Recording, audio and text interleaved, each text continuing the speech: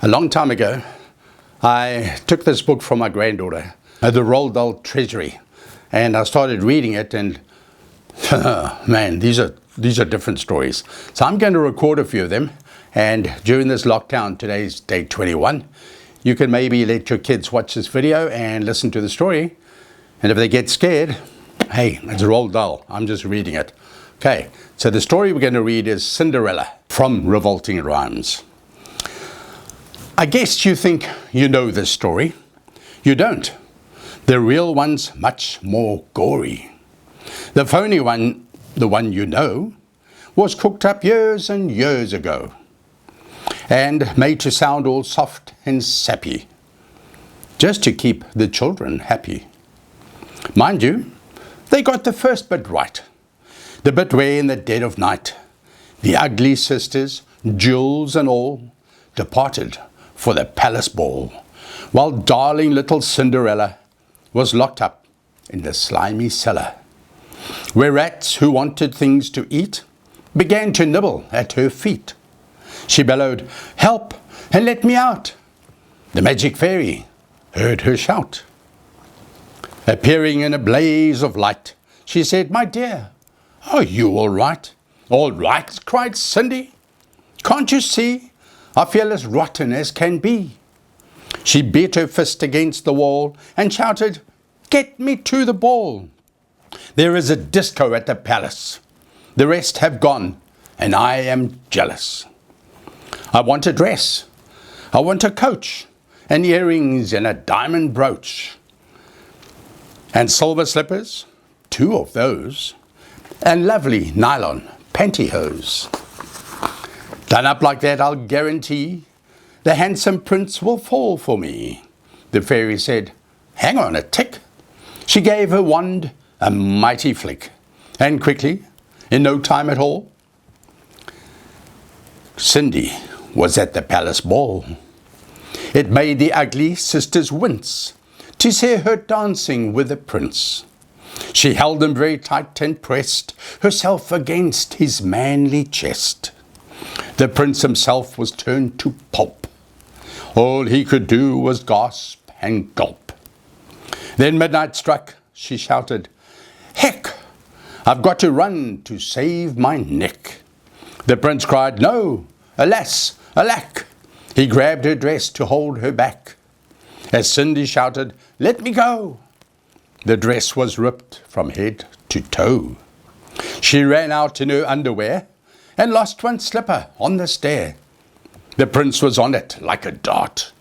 He pressed it on his pounding heart. "The girl this slipper fits," he cried, "tomorrow morn shall be my bride. I'll visit every house in town until I've tracked the maiden down." Then, rather carelessly, I fear, he placed it on a crate of beer. At once, one of the ugly sisters, the one whose face was blotched with blisters, sneaked up and grabbed the dainty shoe and quickly flushed it down the loo. Then in its place she calmly put the slipper from her own left foot. Ah, you see the plot grows thicker, and Cindy's luck starts looking sicker. Next day the prince went charging down to knock on all the doors in town. In every house the tension grew. Who was the owner of the shoe? The shoe was long and very wide. A normal foot got lost inside. Also it smelled a wee bit icky. The owner's feet were hot and sticky. Thousands of eager people came to try it on, but all in vain. Now came the ugly sisters go. One tried it on. The prince screamed, "No!" But she screamed, "Yes, it fits, whoopee! So now you've got to marry me." The prince went white from ear to ear. He muttered, "Let's get out of here." "Oh, no, you don't. You made a vow. There's no way you can back out now." Off with her head, the prince roared, and chopped it off with one big whack. This pleased the prince. He smiled and said, "She's prettier without her head."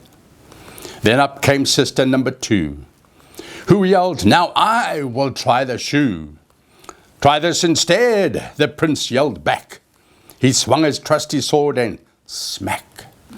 Her head went crashing to the ground. It bounced a bit and rolled around.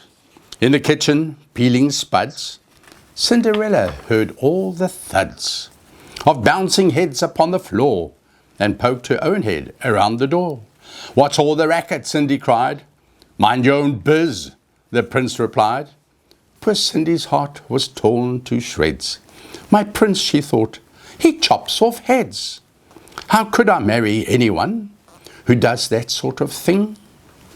Just for fun?" The prince cried, "Who's this dirty slut? Off with her nut, off with her nut." Just then, all in a blaze of light, the magic fairy hove in sight. Her magic wand went swish and swish.